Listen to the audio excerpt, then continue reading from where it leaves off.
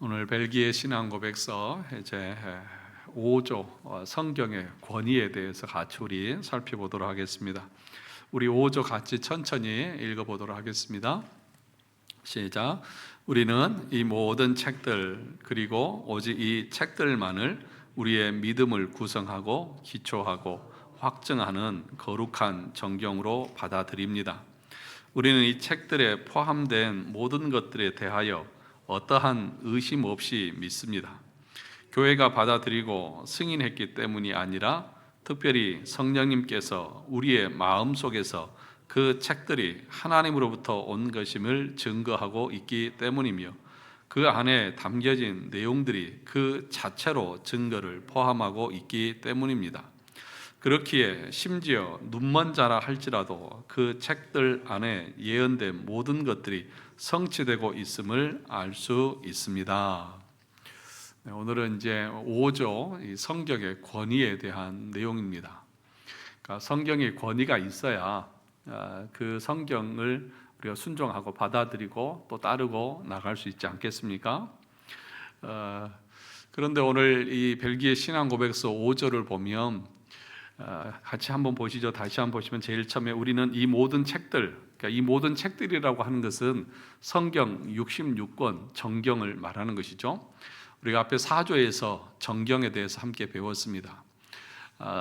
오직 성경 66권만을 우리는 정경으로 받아들이고 그 외에 카톨릭이나 이런 데서 말하는 제2의 정경이라고 말하는 외경은 우리는 인정하지 않습니다. 그래서 이 모든 책들 그리고 오직 이 책들만을 우리의 믿음을 구성하고 기초하고 확증하는 거룩한 무엇으로요? 정경으로 받아들입니다. 그렇게 말합니다. 그래서 이게 특별히 벨기에 신앙 고백서의 특징은 이 정경을 받아들인다, 리시브 받는다 그렇게 지금 설명을 하고 있습니다. 그러니까 수납한다. 어떻게 보면 내가 뭘 결정하는 것이 아니라 결정된 것을 우리는 그냥 받고 인정하는 것으로 지금 이야기를 하고 있다는 것입니다. 그래서 두 번째 단락을 보시면 받아들인다라고 했을 때 제일 중요한 것은 주는 편에 절대적 권위가 전제되어져 있다는 것입니다.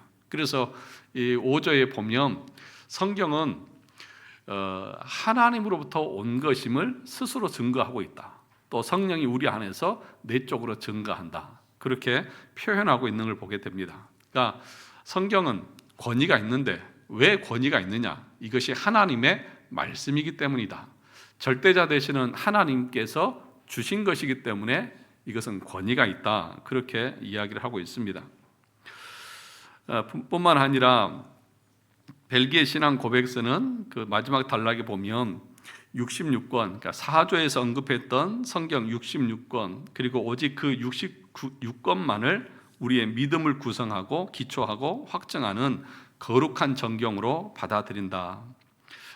성경 66권을 강조하고 있는 것을 보게 됩니다. 왜냐하면 이 당시에는 66권 외에 다른 것을 정경으로 받아들이려고 하는 그런 생각들, 또 그 당시 카톨릭에서는 66권 외에 다른 것도 우리가 성경으로 받아들여야 한다는 그런 생각들, 그런 주장들이 있었기 때문에 그것들을 반대하면서 오직 66권만이 정경이다라고 하는 것을 강조할 필요가 있었던 것이죠. 이 페이지 보시면 그러면 성경 66권만을 우리는 무엇으로 받아들이는가? 세 가지를 이야기하고 있는데 첫째가 무엇입니까? 성경 66권만이 우리의 뭘 구성하고? 믿음을 구성한다. 레귤레이션. 이 말은 규정, 규제, 단속을 말하는 것이죠. 그래서 성경 66권만이 우리가 무엇을 믿고 어떻게 믿고 또 어떻게 신앙생활 하는지에 대한 모든 것들을 뭐 해주는? 규정해주는 유일한 규칙이고 규범이다. 그러니까 성경 66권만이 이것을 우리에게 규정해주는 것이지 다른 것은 아니다라고 말하고 있습니다. 두 번째 앞에 것과 같은 말이긴 하는데 성경 66권만이 우리 믿음의 기초, 파운데이션, 기초라고 말합니다. 바탕, 토대, 기초라고 말합니다. 그러니까 우리의 믿음은 내가 믿고 싶은 대로 믿는 것이 아니라 어디에 기초해야 됩니까? 성경에 기초해야 된다. 그러니까 성경에 기초하지 않는 믿음, 신앙은 그것은 올바르지도 않고 그것은 내 나름대로 신앙인 것이지 규정된 것은 아닌 것이죠. 세 번째로 역시 똑같은 이야기인데 성경 66권만이 우리의 믿음을 뭐 하고요? 확증, 컨퍼메이션이라고 고백합니다. 무엇이 참되고 무엇이 진리인지를 검증하고 확증해 주는 것을 의미합니다. 다시 말해서 이 사람의 믿음이 참된 믿음인가 거짓된 믿음인가 하는 것은 그 사람의 고백이 성경 66권과 일치하느냐 그렇지 않느냐로 결정되는 것이라는 것입니다. 그러니까 성경만이 우리의 믿음을 구성하고, 그렇죠? 그리고 우리의 믿음의 기초가 되고, 그리고 우리의 믿음을 확증해 준다. 그러니까 여러분들이 개인적으로 믿음은 이런 것이다, 또는 신앙생활을 이렇게 해야 된다, 또 나는 하나님을 이렇게 생각한다, 나는 구원을 이렇게 해서 받는다, 나는 이렇게 해서 구원받았다고 생각한다. 그런 모든 말들의 그 규범이 어디에 있는 거예요? 성경에 있는 것이고, 성경을 기초해야 되는 것이고, 성경으로 확증을 받아야 됩니다. 그러니까 여러분들의 어떤 수많은 이야기들, 신앙적인 그런 간증들, 또 신앙적인 체험들, 이런 모든 것들이 어디를 통해서 검증을 받아야 되느냐? 성경 66권을 통해서 검증을 받아야 돼요. 그래서 그 성경과 다르고 내가 아무리 내가 느낌으로 경험했다 할지라도 성경에서 아닌 것은 아닌 것입니다. 잘못된 것이고 틀린 것입니다. 그러니까 성경의 권위를 인정한다고 하는 것은 그 아래 내가 종속되는 것인데, 내가 아무리 어떤 신비한 체험을 했든지 안 했든지 간에 성경에서 그것이 가짜라고 말하면 그 권위 아래 제가 잘못했습니다, 제가 잘못 알았습니다, 제가 잘못 주장했습니다 라고 말할 수 있어야만 성경의 권위를 인정하는 것 아닙니까? 그런데 성경에서는 이렇게 말한다고 하는데도 내가 직접 체험했다고 그러면서 고집을 피우는 사람들의 그 믿음은 참일까요? 거짓일까요? 여기서 뭐라고 말하냐면 거짓된 것이다, 그런 온전한 것이 아니다. 그러려고 하면 성경을 왜 봅니까? 성경 없이 자기 스스로 그냥 하나님 직접 만나고 직접 체험하면서 그렇게 신령하게 사시지요. 그런 것을 위해서 성경을 주신 것이 아닌 거죠. 그러니까 여러분의 신앙의 모든 것은 성경을 근거로 점검하셔야 됩니다. 그러니까 오늘 또 오전에 제가 설교를 했지만 그 로마서 13장의 이 교회의 국가관과 정치관들은 제가 얘기한 게 아니잖아요. 성경에서 말하고 있는 것을 제가 정리해서 설명한 것이잖아요. 그러니까 여러분들이 아무리 나는 이렇게 생각한다, 저렇게 생각한다, 그거 필요 없어요. 그거 인정 안 합니다. 그러니까 성경의 가르침만, 성경의 주장만이 인정되어지는 것이고 거기에 우리는 순종해야 하는 것이죠.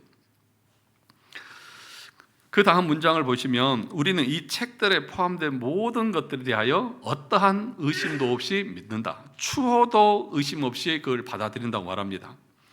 즉 성경이 무엇을 말하든지 어떤 사건을 이야기하든지 그것은 역사적 사실이고 참된 진실이고 진리임을 믿는 것입니다. 다시 말해 성경은 어떠한 오류도 없는 온전한 하나님의 말씀이라는 것입니다. 실수투성이고 오류가 많은 인간이 기록했을지라도 그것이 하나님의 영감하에 기록된 것이기에 그 어떤 오류도 없는 완전하고 온전한 하나님의 말씀인 것입니다. 그래서 우리는 성경의 모든 내용들에 대해서 어떠한 추호의 의심도 없이 그대로 믿고 받아들이는 것이다. 그러니까 인간이 기록을 했잖아요. 기록자는 인간이잖아요. 하나님의 말씀이지만 하나님께서 구약의 선지자들을 통해서, 신약의 사도들을 통해서 성경을 기록했잖아요. 근데 인간에는 오류가 있잖아요. 그러면 그 인간이 기록한 것도 오류가 있는 것 아닙니까? 라고 의심할 수 있는데 벨기에 신앙 고백서는 뭐라고 말합니까? 추호도 의심 없이 그 내용이 진실로 하나님의 말씀인 것을 우리는 받아들인다는 것입니다. 우리 베드로후서 1장 21절을 가서 볼까요? 베드로후서, 야고보서 다음에 베드로후서 1장 21절.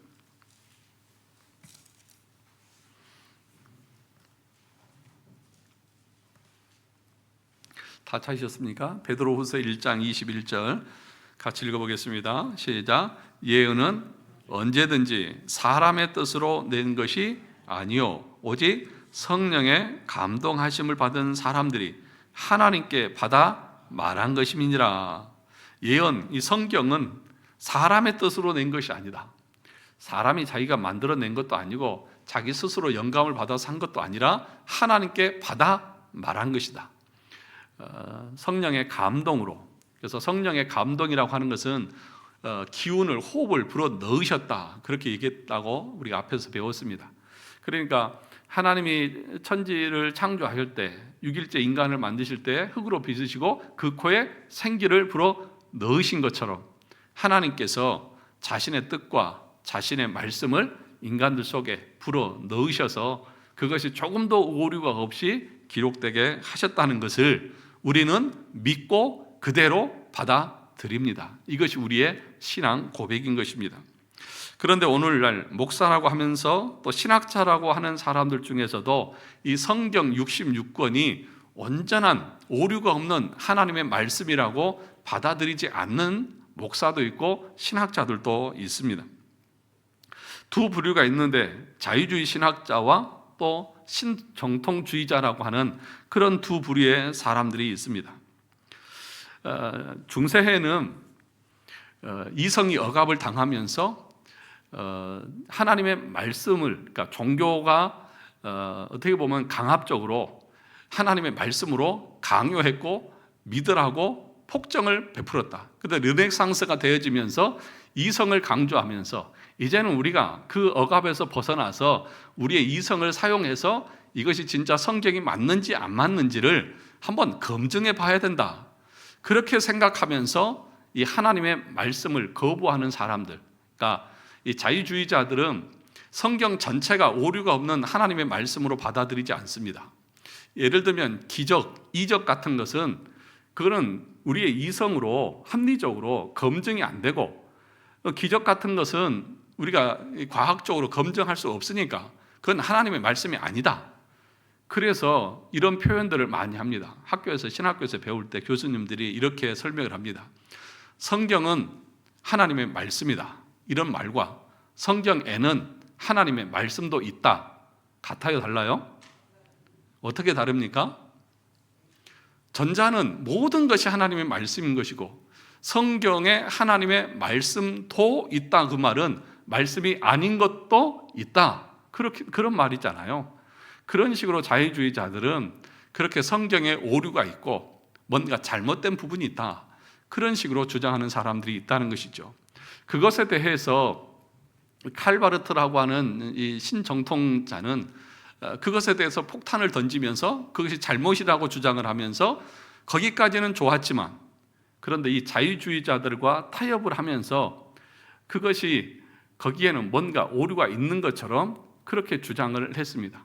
그래서 하나님의 말씀인 것은 맞다. 그런데 그 하나님의 말씀이 기록된 하나님의 말씀으로 축자 영감, 그러니까 1.1핵도 오류가 없다, 그렇게 말하는 것이 아니라 하나님의 말씀은 그 말씀을 통해서 우리는 하나님을 직접적으로 만나고 체험하고 경험하고, 그럴 때 내가 만나고 경험한 것이 하나님의 말씀이다, 이런 식으로 주장을 하는 거예요. 아주 교묘하게. 그래서 이 신정통주의자들 같은 사람들은 자기들이 경험한 것이 하나님입니다. 그러니까 이 성경의 글자 그대로를 믿는 것이 아니라 내가 성경을 읽으면서 성경을 통해서 내가 체험되어진 지식, 체험되어진 하나님, 이것이 하나님의 말씀이고 성경이다, 그런 식으로 주장을 하는 거예요.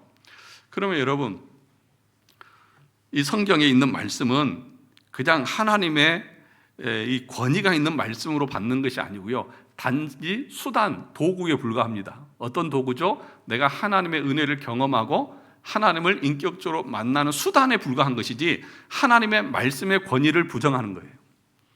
그러니까 이런 것들이 나가다 보면 요즘에는 어떤 신비주의적인 것들로 나타나잖아요. 하나님 말씀을 무시해요. 뭐에 더 권위를 둡니까? 내가 경험한 거, 내가 체험한 거, 이게 더 권위가 있는 거예요. 아니, 그 주장은 성경에 비추어 볼 때 잘못됐다니까요. 그럼에도 불구하고 그 말씀의 권위보다는 내가 경험한 것이 더 권위가 있어요. 이런 식으로 신앙생활하는 것은 옳지 않고 잘못되어져 있다는 것이죠. 하나님의 말씀은 기록된 하나님의 말씀입니다. 그래서 3페이지 보시면 자유주의자들은 성경을 그저 고대 근동의 여러 신화들 가운데 하나로 인식하고 삶의 교훈과 의미를 가르쳐주는 탁월한 문학 작품으로 인식하는 것입니다. 그리하여 그들은 성경이 증거하는 모든 기적들을 다 지어낸 이야기라고 주장합니다. 예수님의 동정녀 탄생과 부활 사건을 우리나라 단군 신화와 별 다를 바 없는 이야기로 봅니다.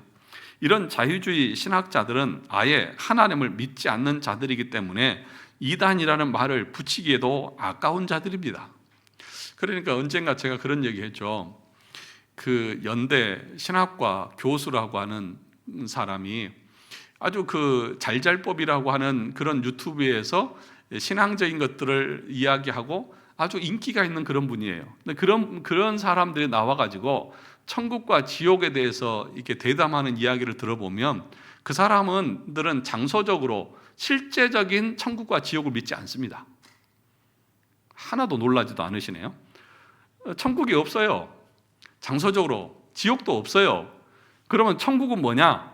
천국은 부자와 나사로 이야기에서 부자가 가난한 나사로에게 먹을 것을 나누어 주고 서로 이렇게 공유하고 사랑을 베풀고 이게 천국이다. 그럼 지옥은 뭐냐? 그 부자가 그 가난한 나사로에게 먹을 것을 주지 않고 그냥 그렇게 굶어 죽게 하는 것, 그것 자체가 지옥이다. 그렇게 설명을 해요. 그럼 장소적으로 실제적으로 지옥은 없습니까? 없습니다. 이게 자유주의자들이에요. 그러니까 이런 사람들은 이단이라고 말하기도 아까운 사람들이다. 그런데 여러분, 기독교 안에 이런 자유주의자들이 얼마나 많은지 여러분들은 모르시죠? 여러분들은 이렇게 우리 후암제일교회처럼 좋은 교회를 다니시니까 그죠? 그런 것에 대해서 여러분들은 아무런 경각심이 없으시잖아요. 그런데 여러분, 교회 밖을 나가보고 다른 교단과 다른 곳에 가보면 그들의 설교나 가르침 속에는 이런 내용들이 공공연하게 증거되고 있다니까. 실제적으로 유튜브에서 한번 찾아보세요. 나와요. 지옥 없다. 천국도 없다. 그냥 네 마음이 사랑을 베풀면 그게 천국이고 네 마음이 어려우면 그게 지옥이다. 그러면 성경을 믿습니까? 안 믿습니까? 안 믿는 거죠. 그러니까 부자와 나사로 이야기에서 부자는 죽어서 지옥에 가고 거지 나사로는 죽어서 아브라함 품에 안겼다. 그 이야기에서 성경에서 말하고 있는 핵심적인 내용은 뭐냐? 실제적인 천국이 있고 실제적인 지옥이 있다는 것을 성경이 말하는 거예요. 지옥이 어떻다 이걸 얘기한 게 아니에요. 부자가 가서 뭐 하고 있습니까? 뜨거워서 또 목말라서 물 한 방울도 먹을 수 없는 그런 정도. 지옥이 그 정도밖에 안 될까요? 그냥 지옥은 지옥이 있다고 하는 것을 말하고자 하는 것이지 지옥이 그 정도고 천국이 이 정도고 그런 설명을 하고 있는 게 아니에요. 그런데 자유주의자들은 천국을 믿지 않습니다. 지옥도 믿지 않습니다. 한편 보다 교묘하게 성경을 훼손하는 자들이 있는데 그들이 바로 신정통주의자들이라는 것이죠. 오늘날의 기장 쪽 교회들이 전부 이 입장을 취하고 있고 장로교에서도 통합측 쪽 교회들이 일부가 이런 입장을 취하고 있는 거예요. 그래서 우리는 이제 합동이잖아요. 이제 저 장신대 쪽은 통합이잖아요. 통합과 합동 아시죠? 그 마크 이렇게 보시면 교단 마크 있잖아요. 그러니까 그쪽에 있는 일부의 목사님들은 그쪽 신학과 또 신학자들은 뭘 주장하냐면 신정통주의자를 주장합니다. 그러니까 우리 합동은 칼빈의 기독교 강요가 어떻게 보면 성경 해석에 아주 중요한 모판이거든요. 그런데 이 신정통주의자들, 장신대 쪽의 목사님들의 그 신학의 배운들이 기초는 뭐냐 하면 칼바르트예요. 신정통주의자예요. 이분들은 칼바르트를 우리의 칼빈처럼 생각해요. 그래서 이제 우리 교동협의회도 이렇게 보면 그 통합적 교회들도 있잖아요. 그 목사님들은 저는 이제 칼빈을 이제 기독교 강요를 중심으로 하니까 그분들이 가끔씩 만나면 저 들으라고 하는지 좀 모르지만 왜 칼빈은 기독교를 강요하는지 모르겠어. 그런 식으로 이제 농담을 해. 강요한다고. 강요라는 말이 그런 뜻은 아니잖아요. 요약해서 강론하는 거잖아요. 그런데 이제 그분들은 이제 그렇게 놀리는 거예요. 그러면서도 자기들은 칼바르트를 주장해. 칼바르트의 로마서나 칼바르트의 신학, 조직 신학이나 이런 것들을 믿어요. 그런데 이제 그 가르침에는 성경에 대한 권위를 인정하지 않는다는 것이죠. 그래서 우리 그 총신의 문병옥 교수님이라 하는 분이 얼마 전에 칼바르트의 조직 신학 비판 책을 썼어요. 이렇게 두꺼워요. 제가 샀어요. 보려고. 구원론적으로, 조직 신학적으로, 교리적으로 칼바르트의 그 신학이 얼마나 잘못되어져 있는지, 비성경적인지를 비판한 책이에요. 그러니까 이제 우리들은 거기까지 갈 필요는 없지만 목사들은 그걸 알아야죠. 그걸 알아야 성도들에게 가르칠 것 아닙니까? 그런데 제가 이렇게 저 잘났다는 얘기도 아니고 저도 아직도 부족하고 그렇지만 하여튼 그런 것에 대해서 공부하면서 올바른 신앙, 올바른 신학 위에서 목회를 하려고 저는 애쓰는 사람 중에 한 사람이거든요. 근데 이제 그런 얘기를 하면 목사님들 중에 뭐 나는 그런 것까지는 관심 없어 이런 분들이 많아요. 그냥 설교만 잘하면 되지 이런 식으로 생각하는 분들이 많아요. 그런데 여러분, 신학이 바로 세워져야 교회가 건강합니다. 그러니까 자유주의 신학적으로 자유주의적으로 가르치면 교회가 오염되잖아요. 오류에 빠지잖아요. 이단적인 가르침에 빠질 수 있잖아요.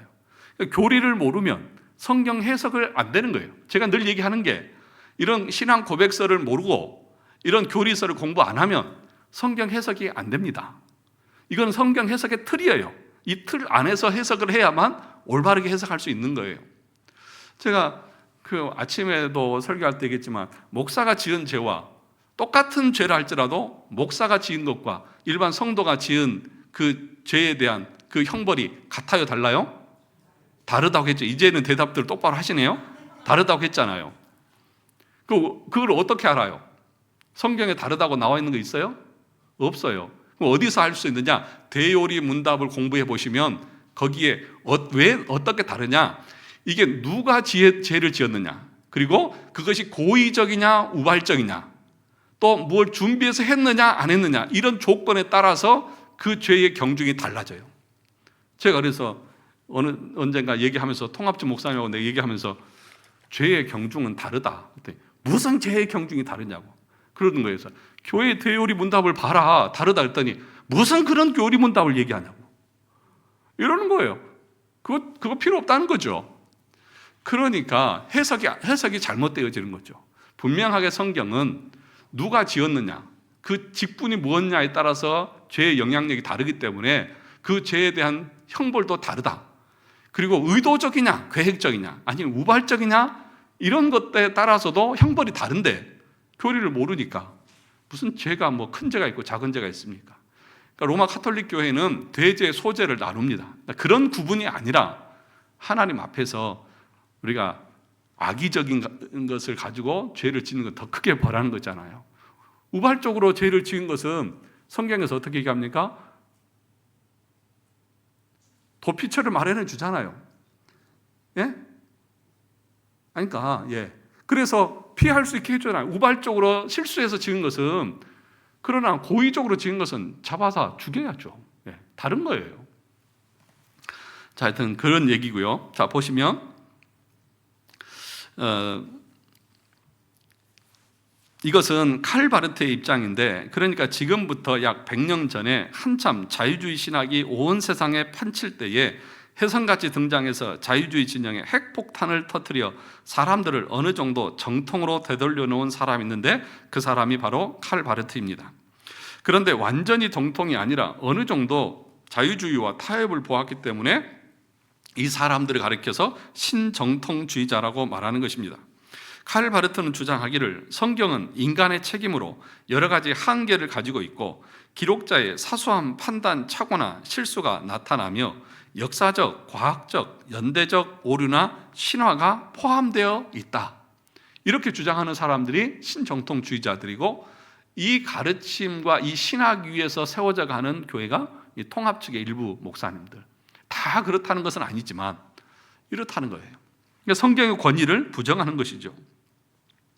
왜냐하면 인간이 본질상 제한적이고 상대적인 존재이기에 무슨 일이든지 완전하게 할 수 없고, 또 하나님께서도 이것을 잘 아시고 그것을 다 감안하셔서 자신의 뜻을 전달하셨기 때문이라는 것입니다. 그리고 오류와 실수가 있더라도 하나님이 궁극적으로 전달하고자 하시는 구속의 사실이 가려지는 것은 아니므로, 성경에 오류가 있다고 주장한다고 해서 무슨 대단히 큰 불경죄를 저지른 것처럼 안달할 필요가 없다. 조금 오류가 있어도 하나님이 그 성경을 통해서 구원할 사람 구원하니까 뭐 오류 있다고 그렇게 말하는 것에 대해서 그렇게 호들갑 떨지 말라는 거예요. 그런데 여러분, 오류가 있다는 그 말을 함과 동시에 성경의 권위는 완전히 무너져 버립니다. 그러니까 성경은 분명하게 1.1획도 변경할 수 없고 오류가 없다, 그렇게 말하고, 그것이 기적이든지 아니든지, 그것이 상식적으로 납득이 되든지 안 되든지, 그것은 다 하나님의 말씀으로 우리는 받아들이는 것이다. 그것이 우리의 신앙 고백이다, 그렇게 지금 말하고 있는 것입니다. 그러므로 칼 바르트에게 있어서 성경은 그 자체로 하나님의 영감된 책이 아닌 것입니다. 축자적 영감을 부정하는 것입니다. 한자 한자도 오류가 없다는 그 영감, 축자 영감서를 우리는 믿는데, 이 칼 바르트 신정통주의자들은 믿지 않는 것입니다. 그러나 그 성경을 통해 하나님이 우리 마음에 말씀하실 때, 즉 우리가 성경을 읽고 배우는 가운데 하나님의 음성을 대면하게 될 때, 그 하나님의 음성이 바로 영감된 하나님의 말씀이라는 것입니다. 그러니까 기록된 하나님의 말씀이 아니라 성경을 공부하다가 나에게 영감이 되고 나에게 은혜가 되고 내가 어떤 체험을 하는 것처럼 느껴지고, 이것이 실제적인 하나님의 말씀이다, 이런 식으로 주장을 하고 있다는 것입니다. 성경은 바로 우리를 그러한 하나님의 말씀을 듣는 체험으로 인도하는 하나의 뭐예요? 중개자요, 매개체일 뿐인 것입니다. 그러니까 하나님의 말씀을 듣는 체험, 그러니까 체험을 강조하는 사람들이 나타나는 거죠. 여러분, 체험이 물론 중요하죠. 체험이 우리를 더 확실하게 확신을 갖게 하기는 하죠. 그런데 그 체험이 정말 성령께서 내 안에서 일으키시는 체험인지, 아니면 마귀가 일으킨 것인지, 아니면 그냥 내 주관적인 느낌인지, 여러분 뭘로 증명할 수 있습니까? 뭘로 검증할 수 있습니까? 그냥 내 느낌이 좋으면 다 그게 성령의 은혜입니까? 사단도 우리 안에서 할 수 있어요. 사단도 역사할 수 있다니까요. 그런데 모든 것이 내 마음의 느낌, 생각을 다 하나님의 말씀인 것처럼 그렇게 주장하는 것은 너무나 위험한 생각입니다.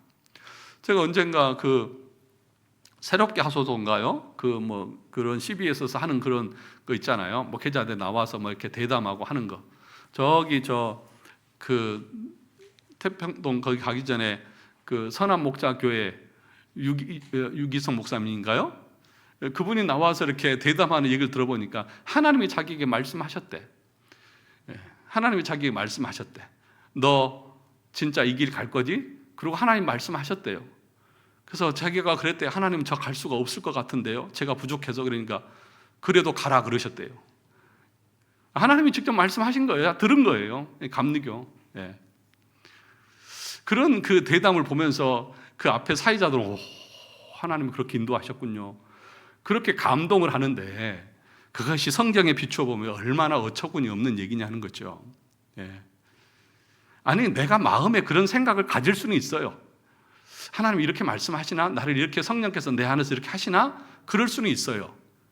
그러니까 그것을 하나님의 음성으로, 하나님이 나에게 직접 말씀하신 것처럼, 계시입니까?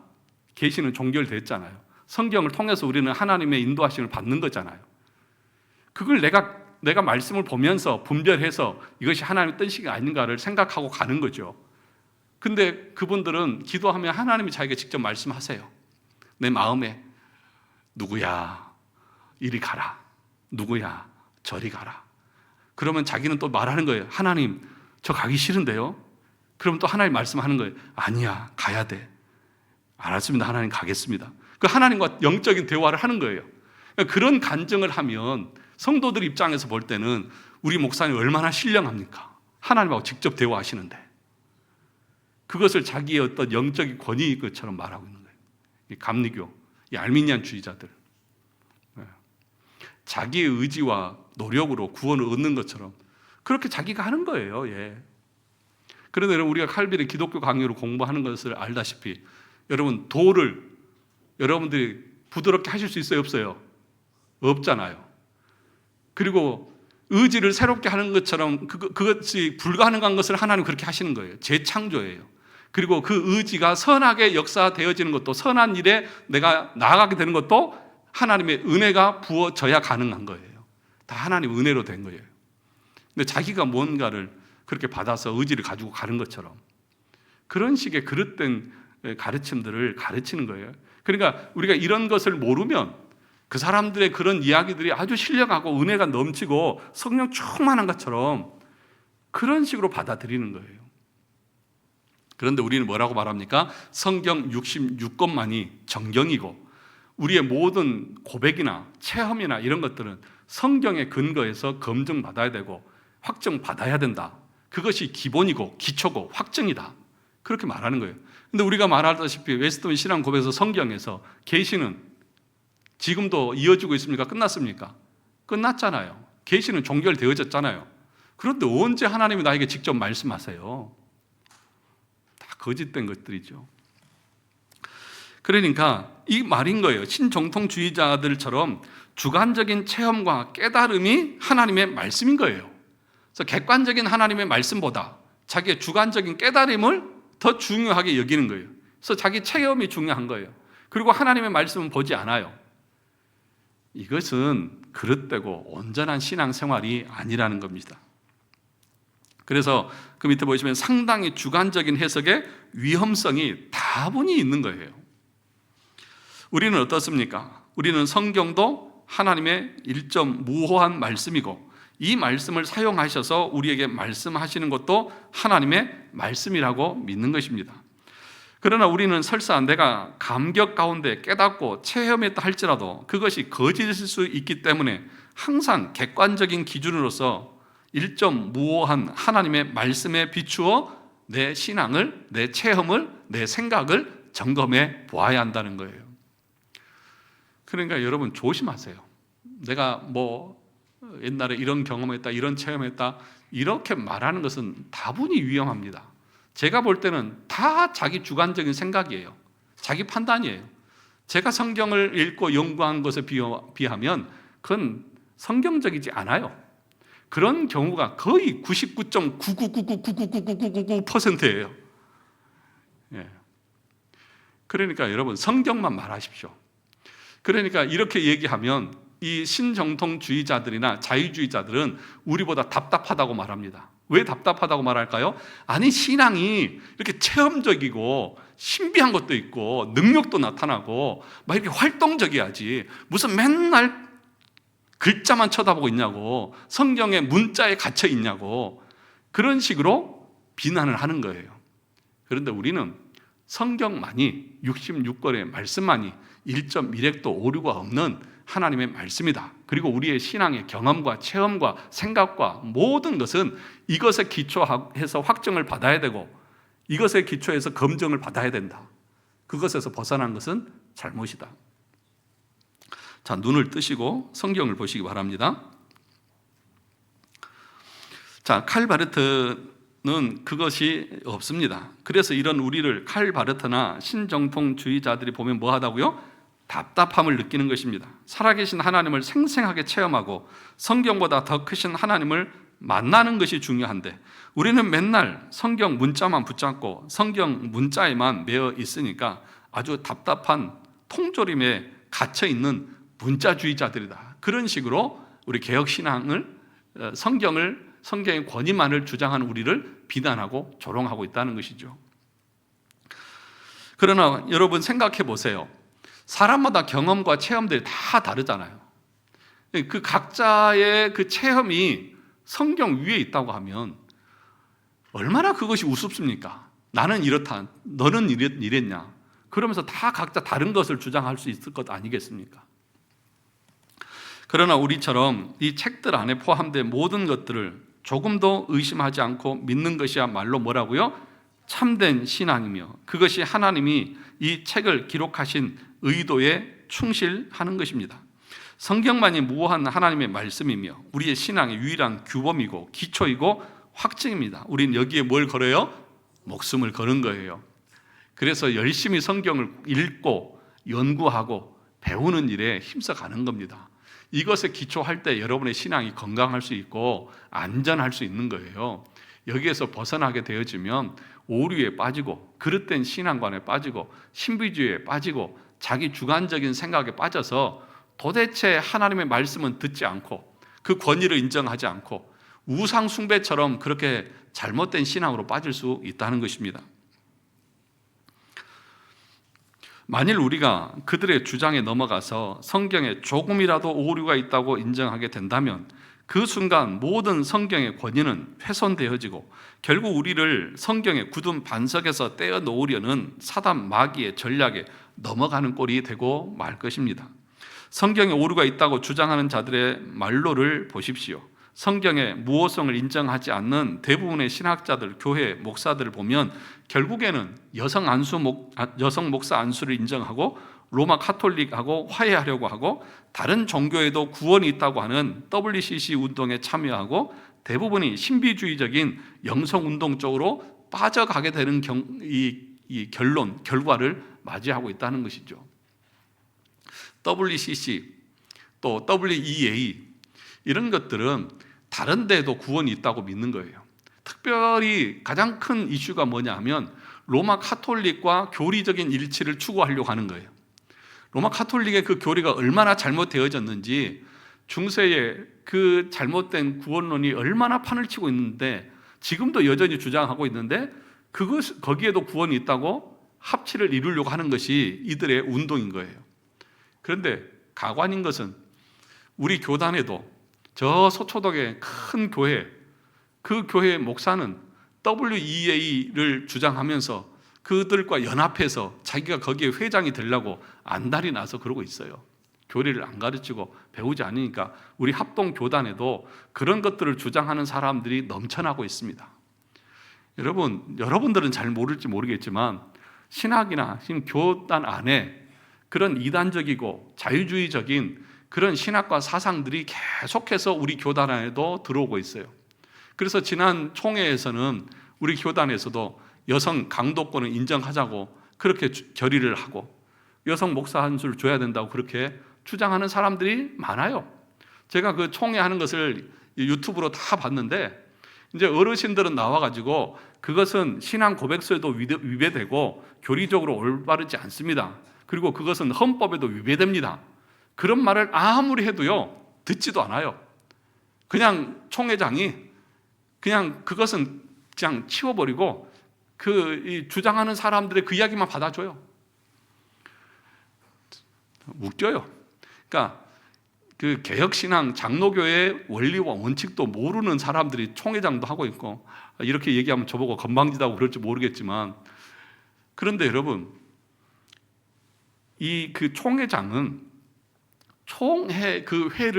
그 회만 인도하는 사회자예요. 자기에게 결정권이 있는 게 아니에요. 그런데 자기가 결정을 해요. 예. 웃기는 거죠. 사회자인 거예요. 회의를 원활하게 이끌어가는 사회자인 것이지 어떤 안건이 올라온 것은 그것은 회중들이 결정하는 거예요. 그 참여하는 사람들이. 그런데 자기가 결정해요. 그리고 그렇게 의도해 가요. 그게 뭐냐 하면 모든 회들이 다 사전에 물밑 작업을 다 끝내서 이렇게 정리하자 그러고 돌아가는 거예요. 그런데 교단의 중진적인 그런 큰 교회 목사들이 다 이런 어떻게 보면 자유주의적이고 신정통주의적인 그런 관점으로 이 운영하고 있는 모습들이 너무 많아요. 그러니까 우리 교단에서 그렇게 제일 크고 유명한 교회가 WEA 그 함께 손잡고 우리 교단 신문에다 광고 냈더라고. 언제 WEA 총회 한다고 하면서. 이것이 아무것도 아닌 것 같지만 이것이 물밑으로 들어오면 교회는 부패하고 타락하고 하나님의 그 영광은 사라지게 됩니다. 그래서 목사들이 신학을 공부하는 것이 그래서 중요한 겁니다. 예전에 이제 저희들이 신학교 다닐 때 신대원에 이렇게 하면 그 큰 교회 목사님들이 점심에 채플 시간에 설교하러 오거든요. 그리고 와가지고 학생들에게 막 이렇게 선물도 주고 식사도 대접해주고 그러거든요. 그러니까 그분들이 와가지고 그 점심 먹기 전에 채플 시간에 예배를 드리고 설교하면서 뭐라고 그러냐면, 여러분 그 신학 공부 그렇게 열심히 안 해도 돼. 그냥 졸업하고 나와서 목회는 따로 배워야 돼. 그런 식으로 이렇게 많이들 얘기했거든요. 그래서 학생들이 학교 다닐 때 신학에 대해서 공부를 잘 안 해. 그냥 열심히 교회 일만 하고 나가서 선배 목사님들이 하는 방식대로 그렇게 목회를 배워서 똑같이 하는 거예요. 그러니까 똑같죠. 그런데 여러분, 신학을 공부하고 제대로 공부하게 되면 그것이 그릇되고 얼마나 잘못되는지 아는 거예요. 그러니까 헤르만 바빙크라고 하는 우리 개혁 신학자가 뭐라고 말했냐면, 교회가 없이는 신학이 존재할 수 없지만, 그렇죠? 교회가 없는데 신학이 무슨 의미가 있겠습니다. 그러나 신학이 없는 교회는 곧 시들고 말 것이다 그랬어요. 교회가 신학적으로 올바르지 않으면 교회는 곧 시들어 버립니다. 그러니까 저는 그래서 신학 공부를 지금도 해요. 네. 그리고 신학 공부를 죽을 때까지 해야 된다고 저는 생각합니다. 그래서 목사님들을 만나면 제가 그런 얘기를 해요. 목사님, 지금 정년 연장을 많이 얘기하고 있잖아요. 저 모르세요? 교단에서 목사 정년 연장 뭐 73세까지 해야 된다. 뭐 시골에는 75세까지 해야 된다 막 그러거든요. 그리고 또 어떤 데는 이제 나이 들었으니까 좀 목사님 좀 은퇴하시고 좀 젊은 목사가 와서 교회가 좀 활력이 있었으면 좋겠습니다. 막 이래서 빨리 은퇴라고 그러잖아요. 제가 그래서 뭐 전년 연장하려고 하는 목사님들에게 그랬어요. 목사님들, 정년 연장 몇 살에 하는 거 그게 중요한 게 아니라, 목사님들이 50대 중반이 여러분들이 지금부터라도 신학을 공부하고 성경을 교리를 공부하고 여러분들의 설교가 해가 가면 갈수록 깊어지고 그 은혜가 풍성해진다고 하면 70이 아니라 80이 돼도 은퇴하려고 그러면 목사님 더 해주세요. 그게 정상 아닙니까? 교회에서는 나가라고 은혜가 안 되고 했던 얘기 또 하는데, 나가라고 그러는데도 나 안 나가 끝까지 해먹을 거야. 그게 말이 됩니까? 제가 그래서 그랬어요. 공부를 하시라고. 공부를 해서 정말 진리가 풍성하게 이 강단에서 선포되어지면 80이 되어져서 은퇴하려고 그래도 목사님 한 해만 더 해주세요. 한 해만 더 설교해 주세요. 그럴 거 아닙니까? 그렇게 목회를 하려고 해야지 그냥 법으로 야, 나 75세까지 할 수 있어. 그렇게 밀고 나가시렵니까? 제가 막 그랬어요. 그래서 저는 지금도 공부합니다. 왜냐? 올해보다도 내년에 설교가 더 풍성해지고 은혜가 넘쳐야 되지 않겠습니까? 똑같은 얘기를 똑같이 반복해서 되겠습니까? 그 성도들이 볼 때에 본문만 딱 보면 저 내용 나도 알아. 무슨 말 하는지 나도 알아. 그런 예측 가능한 설교를 하면 성도들이 은혜가 되겠습니까? 성도들이 볼 때에 나는 우리 목사님처럼 절대로 설교를 못하겠다. 이런 마음이 들어야 목사의 권위가 있고 설교의 권위가 있을 것 아닙니까? 성도들이 들을 때도 똑같은 얘기 똑같이 반복하면 누가 좋아하겠습니까? 그런데 공부를 안 하고 신학 공부를 안 하고 그러니까 똑같은 얘기만 할 수밖에 없는 거죠. 그렇지 않습니까? 너무 사설을 제가 많이 했습니다. 죄송합니다. 하여튼 가끔씩 보면은 이게 답답해서 저도 부족하지만 참 부끄러운 것이 많이 있지만 나름대로는 참 발버둥 치고 올바로 하려고 책도 사서 보고 하여튼 하고 있는데 나도 부족한데 근데 이런 생각 자체를 안 하고 있는 분들이 너무 많으니까 제가 좀 답답해서 막 그래요. 그래서 막 어떨 때는 막 제가 좀 세게 얘기해요. 목사님들한테 막 친한 목사님들한테는. 그래서 노예에서 제 이미지가 좀 센 목사 막 이런 이미지가 있는 것 같더라고요. 저는 막 옳고 아닌 것에 대해서는 아니면 아니라고 난 얘기하는 스타일이거든요. 그러니까 막 김내선 목사 무서워가지고 무슨 말을 못하겠어 막 그래요. 뭐 성경적으로 옳지 않는 얘기를 하면 저는 그건 아닌 것 같습니다. 난 그러거든요. 자, 시간이 갔습니다. 빨리 가겠습니다. 5페이지를 보시면 4페이지 제일 마지막 달라고 볼까요? 유일한 표준이요 기준인 성경에 매여 있지 않으면 다 세상의 풍조에 휩쓸려 가는 것입니다. 그러므로 우리가 이런 오류를 경계하고 성경만을 우리의 유일한 신앙의 규범으로 고수해야 할 것입니다. 그러면 우리가 무슨 근거로 수많은 하나님에 관한 책들 가운데에서 성경 66권만을 일점무오한 하나님의 말씀으로 믿고 받아들이는 것입니까? 이 점에 대해서 벨기에 신앙고백서가 뭐라고 말합니까? 그 밑에 한번 볼까요? 교회가 받아들이고 승인했기 때문이 아니라 특별히 성령님께서 우리 마음속에서 그 책들이 하나님으로부터 온 것임을 증거하고 있기 때문이며 그 안에 담겨진 내용들이 그 자체로 증거를 포함하고 있기 때문입니다. 이걸 가리켜서 이제 성령의 내적 증거, 내증, 자증 이렇게 표현합니다. 그러니까 성령께서 우리 안에서 하나님의 말씀인 것을 증거하고 계시는 거예요. 성경을 읽을 때에, 성경을 대할 때에 그 말씀이 하나님의 말씀으로 우리가 받아들이도록 성령께서 하시는 것이고요. 또 하나는 자증, 스스로 성경 자체가 하나님의 말씀인 것을 증거한다. 그렇게 얘기를 하고 있는 거예요. 그래서 내적 증거, 그리고 교회의 승인은 외적 증거. 그런데 여기 본문에 보면 교회가 받아들이고 승인했기 때문이 아닌 거예요. 그러니까 원래는 뭐예요? 성경 자체가 하나님으로부터 온 것이기 때문에 권위가 있는 것이고, 성령께서 우리 안에서 그것이 하나님의 말씀인 것을 증거하는 것이고, 성경의 내용 자체가 이루어져 가는 것을 보면서 성경 안에서 스스로 성경을 증거하고 있는 것이죠. 그러면 교회의 승인은 뭐냐? 외부에서 카톨릭이나 이런 데에서 다른 것들을 자꾸 얘기하니까 그것을 원천 차단하면서 교회가 인정하고 고백하고 있는 것이죠. 그렇다고 해서 교회의 그 승인을 무시할 수는 없습니다. 무시해서도 안 되는 것입니다. 거기서 우리는 보호를 받고 안전함을 누릴 수 있는 것입니다. 그 얘기를 지금 그 밑에까지 쭉 설명하고 있는 것입니다.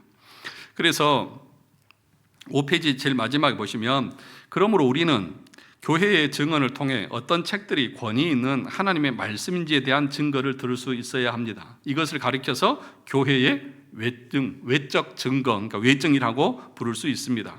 우리는 교회의 증언을 존중하고 귀담아 들어야 합니다. 그것이 안전합니다.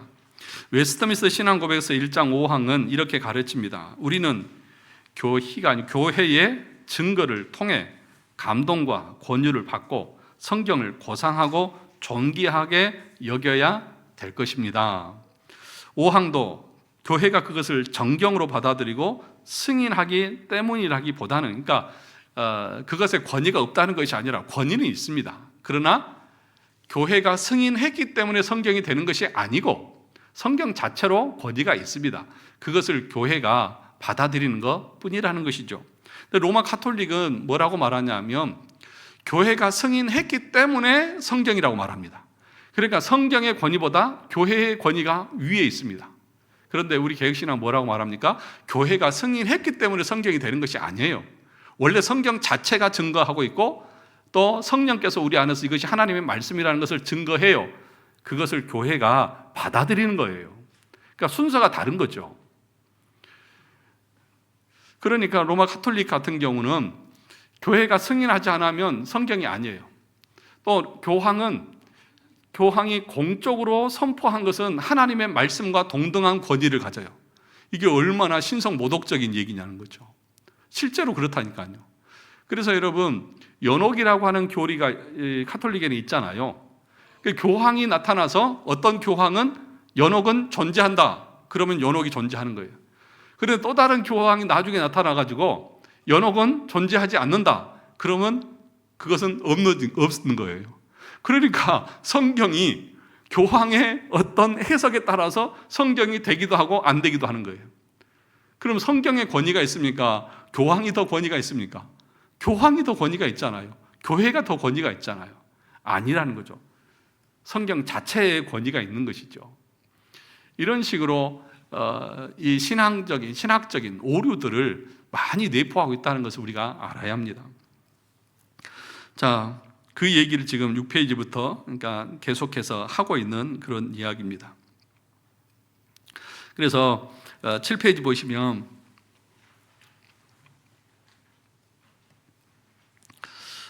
두 번째 단락에 보시면, 그리고 성경의 내용 자체가 성경이 하나님의 말씀임을 뭐 한다고요? 자정합니다. 1600여 년 긴 세월 동안 40여 명 가량의 다양한 저자가 다양한 장르로 글을 썼는데도 불구하고 마치 한 사람이 쓴 것처럼 놀라운 통일성을 가지고 있다는 것은 그것이 사람의 글이 아니라 하나님의 영감된 말씀임을 보여주는 것입니다. 한번 생각해 보세요. 여러분, 1500년, 1600년에 걸쳐서 각자 다른 시대에 다른 환경에 있는 사람들이 성경을 기록했어요. 그런데 그 성경의 이야기가 통일성을 가지고 있어요. 구속사적인 통일을 가지고 있어요. 이것이 하나님이 아니고서는 사람의 글이라면 어떻게 이런 통일성을 가질 수 있겠느냐 하는 것입니다. 그리고 과거에 모세의 예언이 이스라엘 역사에 그대로 성취되었고, 또 선지자들의 예언이 신약의 예수님께 하나도 빠짐없이 그대로 성취되는 것을 보면서, 무엇보다도 지금도 모든 하나님의 말씀이 성취되고 있음을 보면서 우리는 성경이 참된 하나님의 말씀임을 확신하게 되는 것입니다. 그러므로 성경의 내용 자체가 성경, 바로 하나님의 말씀임을 스스로 증거하는 것입니다. 그러니까 구약에 예언된 그 모든 내용들이 예수님에게 다 성취되어졌잖아요. 그래서 신약에서 반복해서 하는 말이 뭡니까? 성경을 응하게 하려고, 성경을 응하게 하려고. 성경이 이루어진 거예요. 누구에게서요? 예수 그리스도에게서. 그리고 그 성경의 말씀은 지금도 우리의 역사 속에서 성취되어지고 이루어져 가고 있는 것을 보면 그것이 하나님의 말씀인 것을 우리 모두는 알 수 있고 믿을 수 있다는 것입니다. 그래서 이 성경이 하나님의 말씀이 아니라고 하면, 또 하나님께로부터 온 진리가 아니라고 하면 제가 이렇게 지금 설교하고 있는 것이 무슨 의미가 있겠습니까? 다 헛된 것에 불과한 것이죠. 그러나 이것이 하나님의 말씀이기에, 성경의 권위가 있기에 저와 여러분들은 이 하나님의 말씀을 전하는 자도 하나님의 말씀의 권위 앞에서 전해야 되고, 받는 여러분들도 목사 개인의 말이 아니라 하나님의 말씀의 권위로 여러분들이 받을 줄 알아야 된다. 이것이 온전한 믿음이고 참된 신앙인의 모습인 거예요. 여러분, 그래서 저를 무시하지 마세요. 저를 가볍게 여기시면 안 됩니다. 교회에서 제일 중요한 사역이 뭐냐면 목사예요. 가르치는 사역이에요. 목사 없이는 교회가 존재할 수 없습니다. 교회는 진리 위에 세워져 가야 하기 때문에, 목사만이 하나님의 말씀을 선포하는 자이기 때문에 그렇습니다. 그래서 저를 존중히 여기고 제 명예를 여러분들이 지켜주셔야 됩니다. 저에게 함부로 하지 마세요. 말씀도 함부로 하시면 안 됩니다. 아주 귀한 분을 대하듯이, 신들을 대하듯이 그렇게 대하셔야 됩니다. 모든 권세는 누구로부터 왔다? 하나님으로부터 왔습니다. 저희 이 자리는 하나님께서 부여하신 자리입니다. 그러므로 요한복음에서 말했던 것처럼 신들을 대함과 같은 그 존귀한 마음으로 저를 바라보시고 대하실 수 있기를. 왜 아멘 안 하십니까?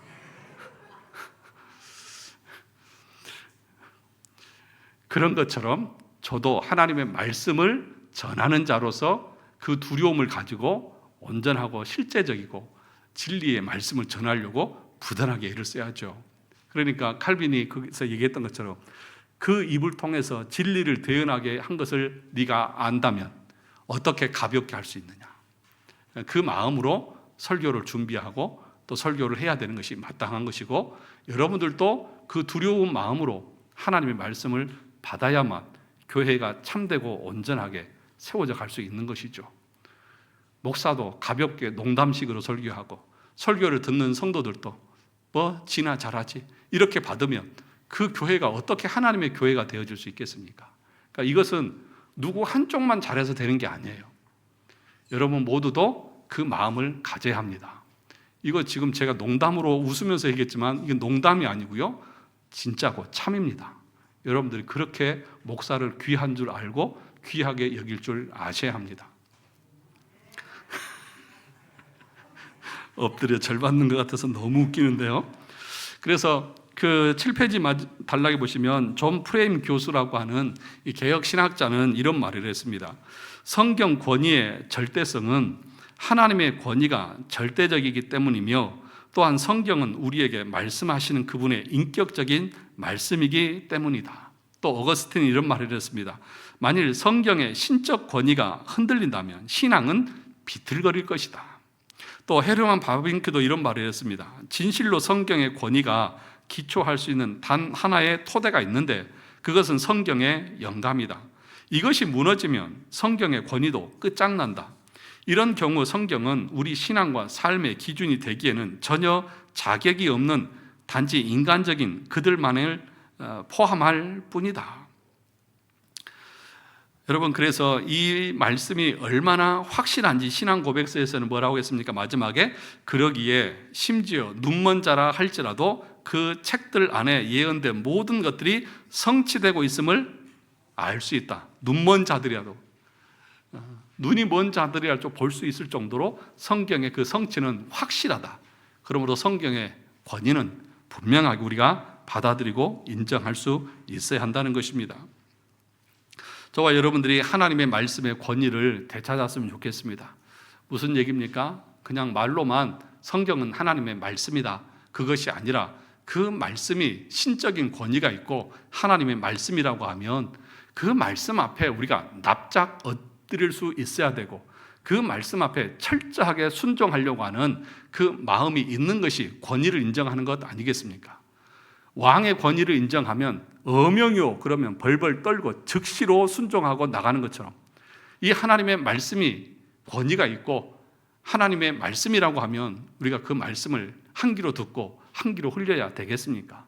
철저하게 그 말씀에 순종하는 그 태도를 가지고 나가야 하는 것이 마땅한 것 아니겠습니까? 데살로니가전서 2장 13절을 읽고 마치겠습니다. 같이 읽어볼까요? 이러므로 우리가 하나님께 끊임없이 감사함은 너희가 우리에게 들은 바 하나님의 말씀을 받을 때에 사람의 말로 받지 아니하고 하나님의 말씀으로 받음이니 진실로 그러하도다. 이 말씀이 또한 너희 믿는 자 가운데서 역사하느니라. 하나님의 말씀을 받을 때에 사람의 말이 아니라 하나님의 말씀으로 받음으로 여러분 가운데 성령의 역사가 풍성하게 나타나는 은혜가 있기를 주님의 이름으로 축원합니다.